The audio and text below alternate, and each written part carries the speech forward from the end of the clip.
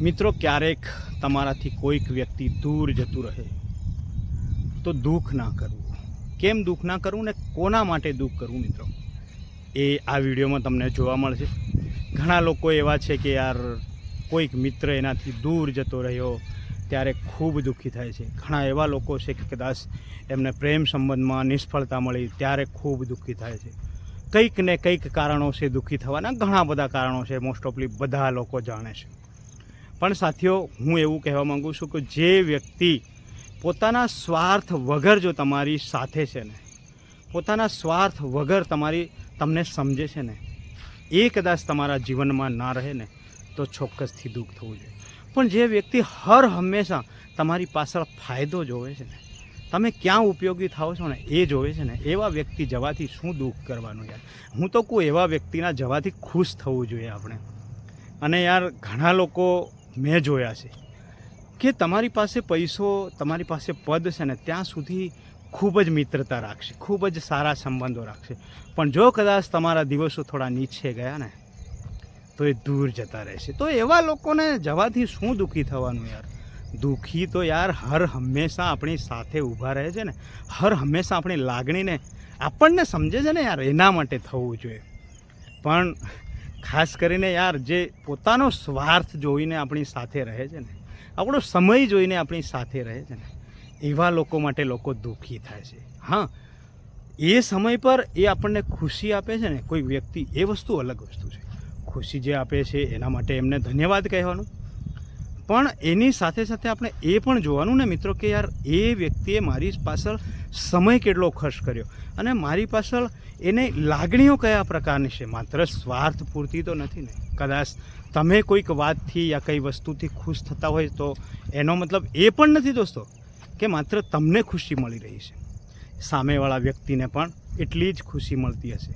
પણ કદાચ કોઈક વ્યક્તિ માત્ર તમને ખુશ કરવા સમય બગાડી રહ્યું છે ને તો યાર એની લાગણીને સમજજો. એવા વ્યક્તિનું મન ક્યારેય ના દુભાવતા, એવા વ્યક્તિને ક્યારેય ના તરછોડતા. કેમ કે કોઈક નસીબદાર માણસને જ આવું વ્યક્તિ મળતું હોય છે.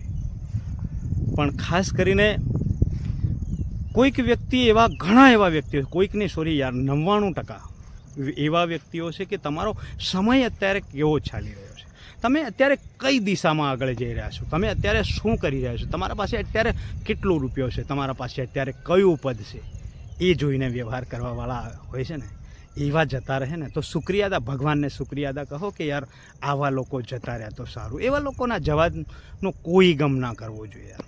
પણ લોકો બિલકુલ સ્વાર્થી લોકોનો પણ ખૂબ દુઃખ કરે છે.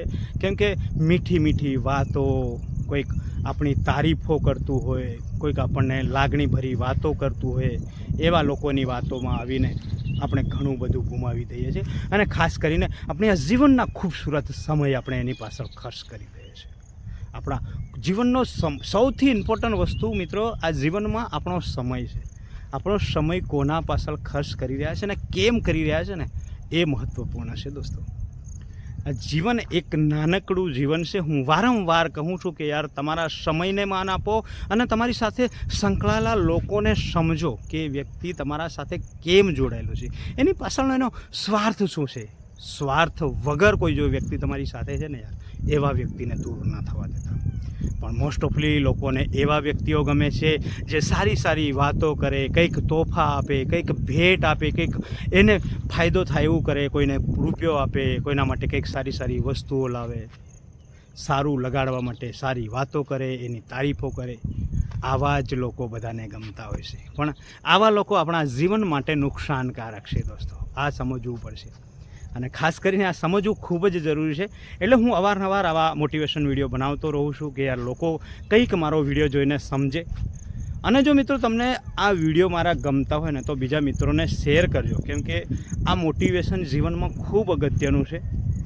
એટલે કહું છું કે યાર જો તમને ગમતા હોય તો શેર કરજો દોસ્તો. બાકી ના ગમતા હોય તો કોઈ વાંધો નથી. દુનિયામાં જોવાવાળા લોકો ઘણા છે, દરેક પ્રકારના લોકો છે. પણ જો તમે દિલથી સપોર્ટ કરવા માંગતા હોય ને મિત્રો મને, તો પણ મારા વિડીયોને શેર કરી શકો છો મિત્રો. Bye bye.